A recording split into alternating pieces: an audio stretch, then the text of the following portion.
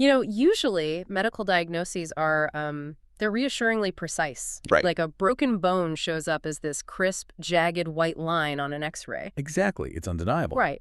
The doctor points to it, you slap a cast on it, and boom, the problem is solved. It's visible. It's totally binary. But then you try to look at the human mind. Yes. What happens when you try to point that exact same diagnostic lens at the mind? You step into the architecture of thought, and suddenly that X-ray machine is completely useless. Yeah, you're looking at a landscape that is invisible, entirely subjective, and honestly notoriously muddy. So true. So for everyone listening today, we are looking at a century-old experiment that basically set out to build the very first psychological X-ray machine. We're doing a deep dive into how the simple act of hearing a word and saying the absolute first thing that pops into your head proves that our deepest secrets leak out through our everyday words. Whether we want them to or not. Exactly. So where are we starting with this? Well, we are dissecting a truly foundational text today. It's called The Associations of Normal Subjects by C.G. Jung and Franz Riklin. Jung, like the Carl Jung. The very same. And to really grasp why this was so revolutionary, you have to, picture the setting. It's the early 1900s at the Burgholzli Psychiatric Clinic in Switzerland, working under Professor Eugen Bleuler. Right. And they were actively trying to study the chaotic, fractured thoughts of psychotic patients. But they hit this massive conceptual wall. Because they realized they had absolutely no scientific baseline for what a quote-unquote normal mind even looked like. Exactly. Which is a pretty fundamental oversight when you think about it. Right. I mean, you can't possibly measure how far someone's thought process has deviated from the norm if you haven't even defined the norm to begin with. Precisely the problem. Yeah. They needed a map of standard human cognition. They needed to understand the invisible rules that govern our spontaneous, everyday thoughts before they could treat the abnormal ones. Makes sense. And what they uncovered in that quest for a baseline ended up revealing, well, a lot. Like how simple distractions totally alter our brain's wiring and how our families silently pass down psychological frameworks. Which is wild. And how hidden emotions can just completely hijack our biology. Okay, so to build that map, they had to design a very specific kind of trap for the mind. And the methodology they came up with was incredibly strict. I mean, especially for that era. Oh, absolutely rigorous. Yeah. So they brought in 38 individuals, which is this very deliberate cross-section of society. They had highly educated professionals, completely uneducated laborers, men, women, basically ranging in age from 20 to 50. A really solid sample size for an in-depth qualitative study back then. Right. And the setup was beautifully simple, but honestly so intense. The researcher would sit directly across from the subject with a stopwatch, and the stopwatch measured down to 1/5 of a second. Just picture the tension of that. Oh, I'd be sweating immediately. Yeah. Someone just staring at you, a stopwatch ticking loudly, just waiting for your brain to produce a completely involuntary reaction. They would read from a list of 400 everyday stimulus words. So nouns, adjectives, verbs, and the subject just had to reply with the very first word that entered their head as fast as humanly possible. But they ran into a massive hurdle right out of the gate, didn't they? They did, and it wasn't even psychological, it was linguistic. Because this was Switzerland, the uneducated subjects spoke Swiss German, which the text points out is an acoustic motor dialect. Right. It's a language that is lived and spoken. Yeah, but almost never read or written. Okay, let's unpack this, because it's like asking someone who only knows how to play the guitar by ear to suddenly take a test reading sheet music on the spot.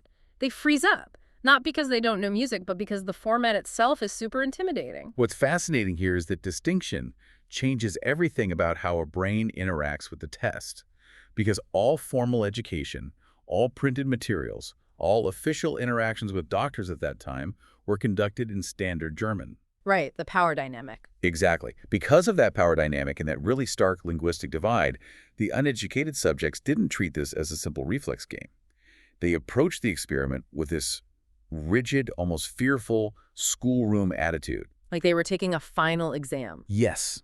They were desperately trying to translate their natural flowing dialect thoughts into the quote-unquote correct standard German just to appease these clinical doctors. And it proves that language is never just a passive tool we use to broadcast our thoughts, right? The language itself fundamentally shapes the cognitive environment. Completely. The uneducated subjects overwhelmingly interpreted this word association exercise as a literal question and answer test. Yeah. So if the doctor said the word house, the subject wouldn't just blurt out a random association like brick or big. Right. They would actively try to solve a puzzle, offering a word like house cat. They were trying to define the word or complete it. Which shows how the social context of feeling tested forces the brain to perform rather than just react.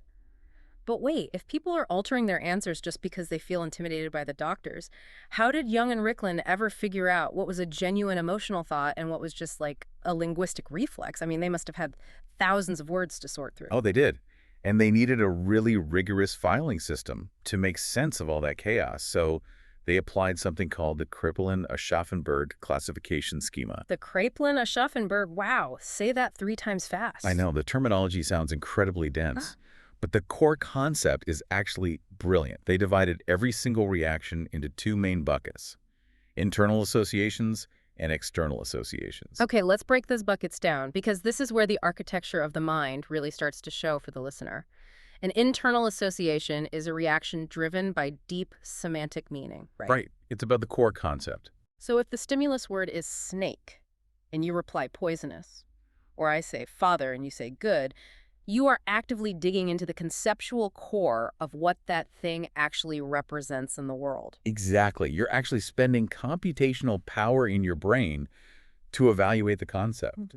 An external association, conversely, bypasses that deep meaning entirely. It's just surface level. Yeah, it Wow. relies on coexistence in the real world or sheer habit, or sometimes just the sound of the word. So responding to table with chair, or ink to pen, Just obvious pairs. right? Or simply spitting back linguistic opposites like dark to light. These are deeply grooved, superficial verbal reflexes. They really don't require you to actually picture a table or ponder the philosophical nature of darkness. You just fire back the habitual pair. Now, this is the part of the data that completely threw me because it feels entirely backwards. When they looked at who was giving which type of answer, they discovered this thing called the attitude phenomenon. Oh, this is a great finding. Right.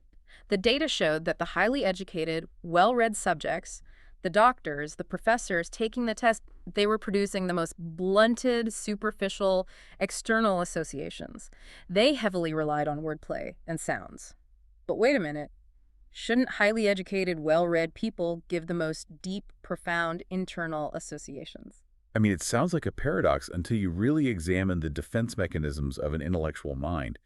What the educated subjects did was effectively gamify the experiment. Gamify it. Yeah, because they possess such high verbal facility, they could effortlessly strip the stimulus word of its actual meaning and treat it purely as a linguistic puzzle. Meaning they didn't even bother picturing the object in their mind's eye. If the doctor said wonder, the subject didn't think about, the profound emotion of awe.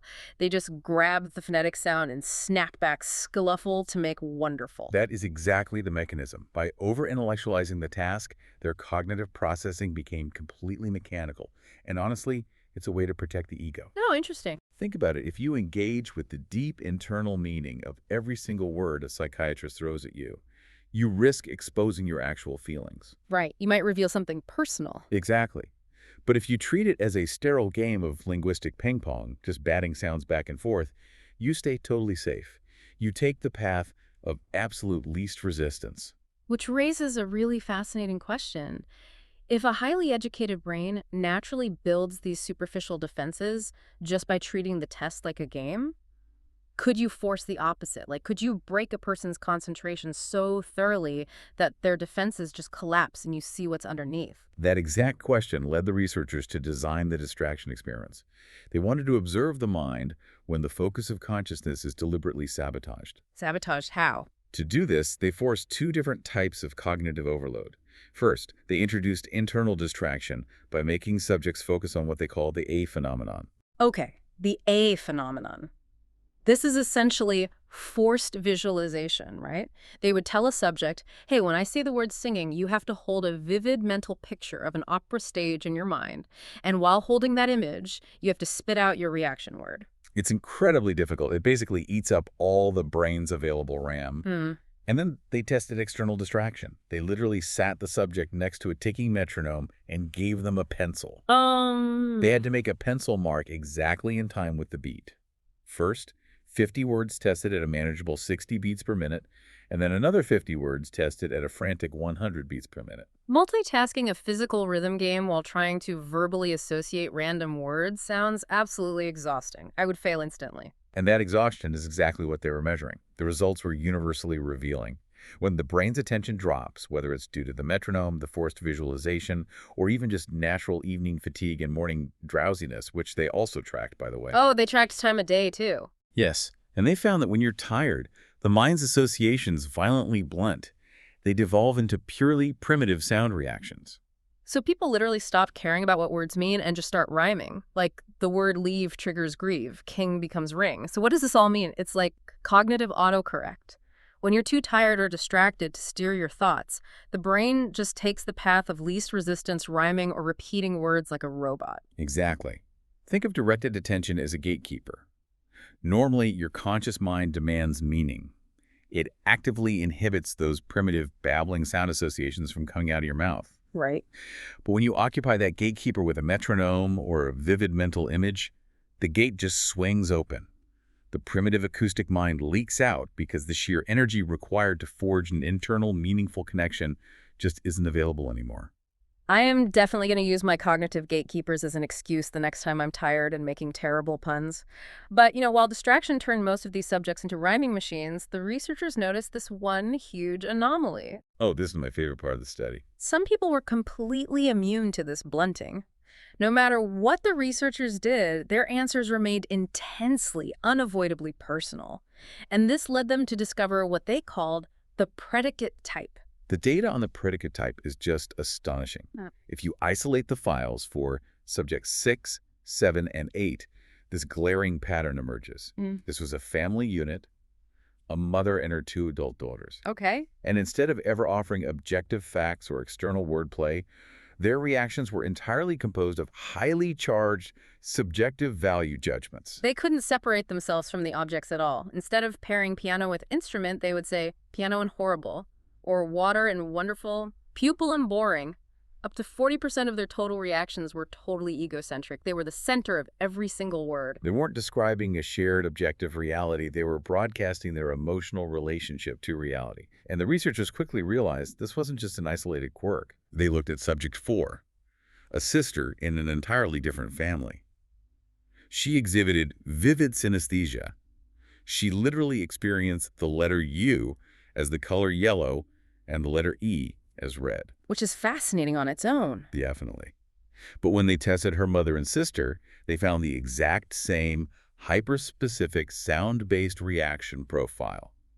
This highly subjective, emotional way of processing the world appeared to be a familial disposition. Here's where it gets really interesting. Think about the implications of that for a second. We all know we inherit physical traits from our parents, right? Like you get your dad's nose or your mom's eyes. We know we pick up their habits and their opinions. But are we literally inheriting our way of connecting words, our very framework of judging the world from our parents? This raises an important question about the blending of nature and nurture. The data suggests that we don't just inherit physical traits. We might inherit a specific psychological lens for processing reality. If you are raised by a mother who unconsciously filters every single noun and verb through a lens of subjective emotional value, you aren't just memorizing her vocabulary. You are being actively trained in her specific associative architecture.